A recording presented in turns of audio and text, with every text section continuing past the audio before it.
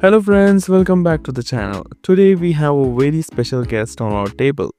This is the BOSCH TrueMix Pro 1000 watt mixer grinder. Everyone talks about how powerful this is. So today we will unbox it and see if the quality matches the hype. First, let's look at the box. It says stone pounding technology and 1000 watts.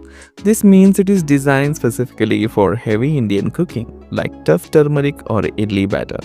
So let's open it. The packaging is excellent, everything is tight and safe. First, we have the paperwork, the warranty card and manual. Bosch usually gives a good warranty on the motor, so keep this safe. Let's take out the jars. The build quality feels very heavy. This is a 400 ml chutney jar. The plastic lid is thick and the blade looks sharp. This is a dry grinding jar. Look closely at the blade. It is slightly blunt and thick. This is a pounding blade.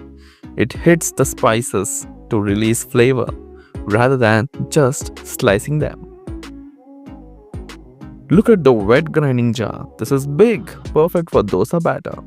It has flow breaker on the side to push the batter back onto the blades. The blender jar with a fruit filter, good for juices, smoothies, and you can get the juices without seeds. Now the main unit. It looks classy.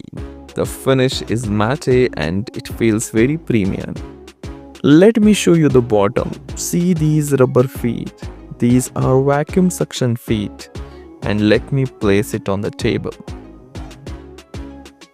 It grips the table very tightly, even at a high speed. This mixer will not move.